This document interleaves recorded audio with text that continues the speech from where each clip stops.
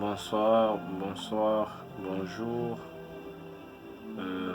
les grands frères, le frère, le petit frère, les grands frères, le papa et les mamans.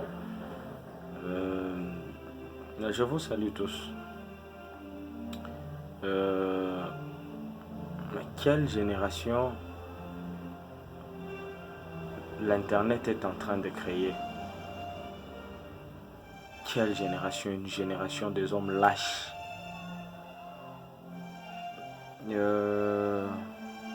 Tout d'abord, j'aimerais me présenter. Je réponds au nom de Martin. Je crois que c'est la première vidéo que je poste sur YouTube avec mon visage. Je crois que ça fait 2 ans que je suis sur YouTube. Souvent, très souvent, mes chaînes ont été retirées pour atteinte aux droits d'auteur parce que j'ai prenais les vidéos, surtout des sports et tout. Et j'avançais très bien. Pour ceux qui ont des chaînes YouTube le savent. J'avançais très bien en termes de nombre d'heures de vue. Et j'avais parfois des centaines d'abonnés et YouTube retirait finalement ma page YouTube et tout. Je suis pas nouveau, je suis pas nouveau. Je crois que c'est la première vidéo que j'ai poste avec mon visage et tout. J'aimerais dire quelque chose sur ce que nous sommes en train de vivre actuellement dans l'église.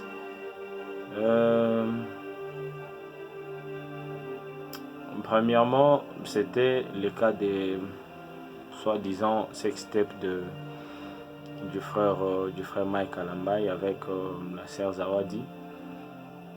Et après vient le tour de Teddy qui voilà, nous parle du salaire et de comment il a été traité à, je crois, Bibomba Music et tout. D'abord pour le cas de Zawadi, pour les gens qui savent réfléchir. Déjà, selon le dire de Zawadi, c'est une femme mariée.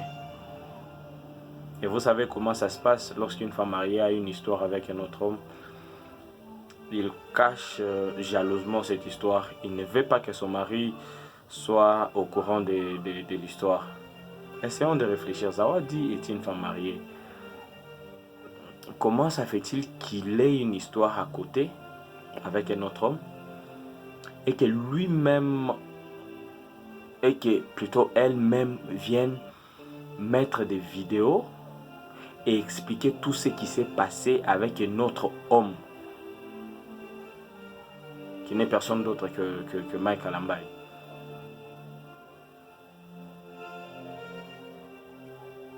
C'est facile de comprendre les choses et de comprendre que non, voilà, elle avait un objectif à atteindre. Bon, c'est pas ça mon problème.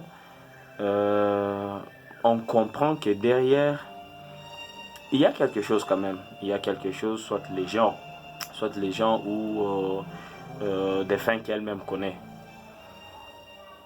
Et concernant les cas Teddy, j'ai vu une vidéo hier où il dit que ben voilà, dans 20 ans de carrière, il a été payé 20 dollars, 20,6 et 88 dollars par mois. Est-ce que frère Teddy, c'était nécessaire de nous le dire? Au moment où le pasteur Moïse t'a donné cet argent,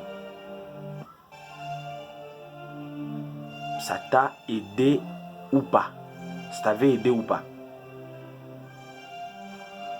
Ça t'avait certainement aidé. Et pourquoi aujourd'hui venir voilà, mettre sur la toile que non, ben voilà, il m'est payé autant et tout. Est-ce que nous avons vraiment besoin de ça? Si tu avais trouvé que non, voilà, Bibomba ne te traite plus mieux, c'était simple. C'était simple de quitter. Si tu avais trouvé d'autres managers qui t'ont proposé mieux que Bibomba, tu pouvais tout simplement aller. Pourquoi venir mettre sur la toile voilà des choses qui se sont passées à l'interne? Et pourquoi tout ce temps tu ne l'as pas dit?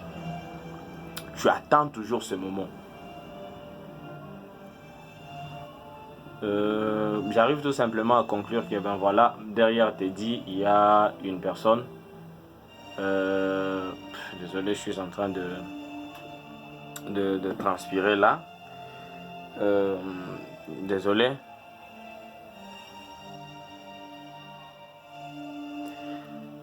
On arrive tout simplement à conclure que derrière Zawadi, il y a une personne et derrière Teddy, il y a une personne. Et c'est malheureusement les hommes de Dieu que vous tous vous connaissez. L'Internet est en train de créer une génération de lâches. Vraiment une génération de lâches. Moi, je me souviens lorsque nous avions 2 ans, 3 ans, 4 ans, les amis du quartier ou de l'école, ou quelque chose du genre, lorsqu'on apprenait à travers une autre personne que ben voilà, il y a une personne qui a dit telle ou telle chose sur toi, on n'allait pas écrire ou faire une vidéo sur YouTube, TikTok, Facebook, ou on allait directement voir la personne en face et parler d'homme à homme. Et tu peux arriver comme ça, tu parles à la personne, tu te rends compte que ce n'était nécessairement pas ce qu'on t'avait dit avant. Mais là, qu'est-ce que nous sommes en train de vivre? J'apprends quelque chose, que non, ben voilà, il y a tel ou tel qui a fait ça ou qui a dit ça. On ne prend même pas le temps d'aller vérifier. Et ça, je ne m'adresse seulement pas... je ne parle seulement pas pour cette situation, mais c'est devenu un peu en général le comportement des hommes à ce moment même, de cette génération. Tous nous sommes de cette génération, Internet et tout. Tu vas avoir un problème, quelqu'un qui a un problème avec l'autre. Au lieu d'aller chercher la personne, parler en face et régler essayer de régler la question, tu vas voir la personne prendre un téléphone, aller sur WhatsApp, faire un statut visé pour dire voilà, oh, toi, c'est pas responsable. C'est pas responsable. C'est pas responsable. Soyons responsables. Arrêtez d'agir comme des lâches. Arrêtez d'agir comme des lâches. Là, nous parlons comme des humains, pas comme des chrétiens. Hein? En son temps, on allait voir son frère lorsqu'il n'y avait pas WhatsApp, lorsqu'il n'y avait pas Facebook, lorsqu'il y avait un problème, on allait voir son frère pour lui dire, ben voilà mon frère, écoute ce que j'ai entendu, on m'a dit que tu as dit ça, ça, ça sur moi. Et on réglait le problème d'homme à homme. Mais c'est quoi cette façon de faire les choses? Et, je ne sais pas si je peux dire malheureusement ou heureusement, ils ne sortent pas. C'est leur porte-parole qu'ils sont en train d'envoyer. Et ils fabriquent des choses. Et tous le pasteur concerné, parce que vous le connaissez, ils sont en train de fabriquer les choses pour que l'autre se trouve toujours dans un scandale. Ils font, en tout cas ça, ils le font très bien. Ils essaient de contacter l'entourage de la personne et tout et tout. Essayer de fabriquer une chose pour que l'autre se trouve dans des scandales. Est-ce que nous avons vraiment besoin de ça, mes frères? Est-ce que nous avons vraiment besoin de ça plutôt?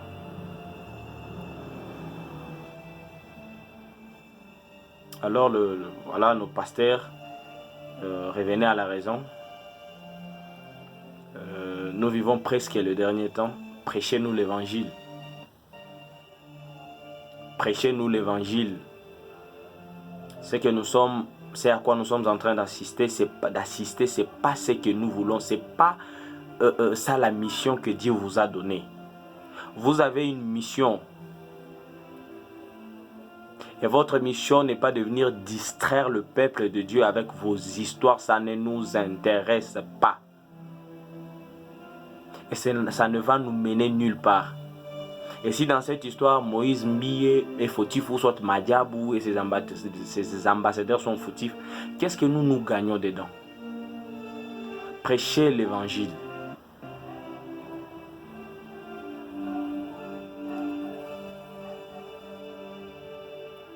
prêcher l'évangile. Attends, mon frère te dit, tu joues un très mauvais rôle. Hein. Tu pouvais partir tout simplement, mais tu es presque au début de ta carrière. Moi, je viens à peine de te connaître. J'ai jamais écouté toute ta chanson.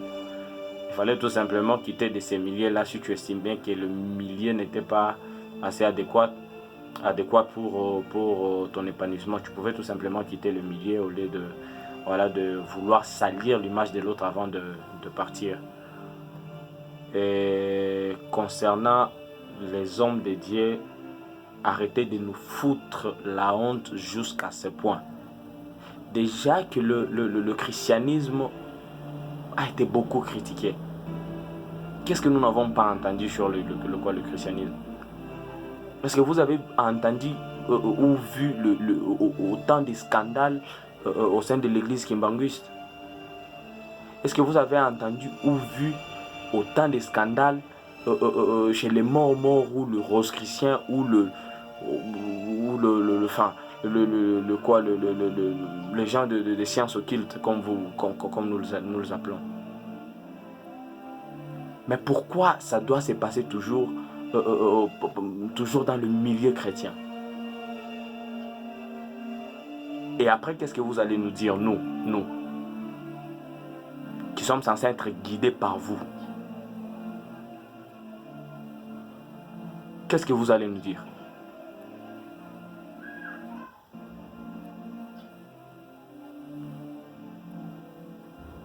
Revenez à la raison.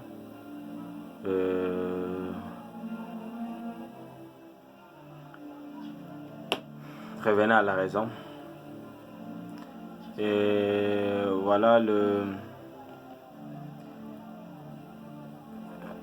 j'aimerais adresser un message aux chrétiens qui suivront cette vidéo.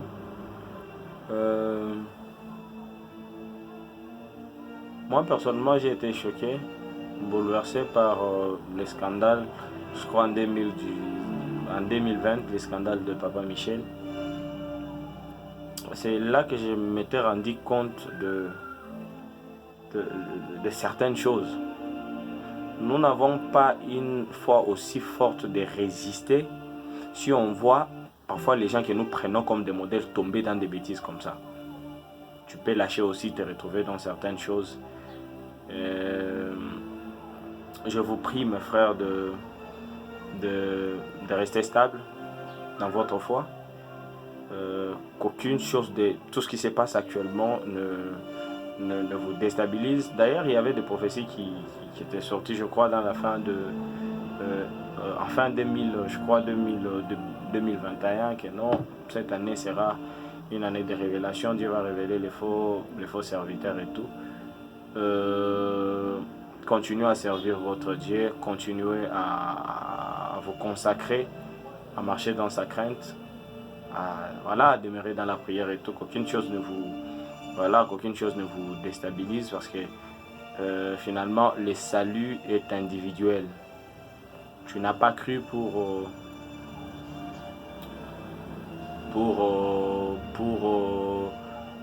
telle ou l'autre personne, c'est pour toi, c'est ta vie, c'est ton salut. Continue de marcher fidèlement avec ton Dieu. Serre-les. Eh bien voilà. Hein. Et j'aimerais vous parler aussi, j'aimerais nous parler. J'ai remarqué dans l'église, il y a beaucoup de fanatisme actuellement. Actuellement, il y a des pros Francis Tato, des pros Kalambaï, des pros Moïse, des pros. Et où est la place de Jésus? Où est la place de Jésus alors dans l'église? Arrêtons d'être fanatiques. Sachons ce que nous sommes venus chercher en Jésus. Ok?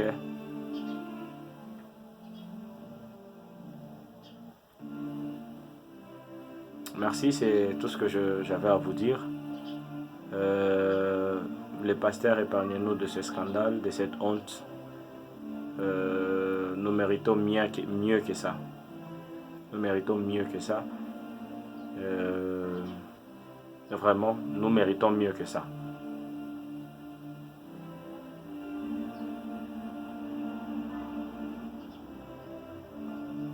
Arrêtez de foutre la honte à l'église de Dieu à cause de, voilà, de vos problèmes, de vos envies et tout et tout. Évitez-nous s'il vous plaît. On en a assez.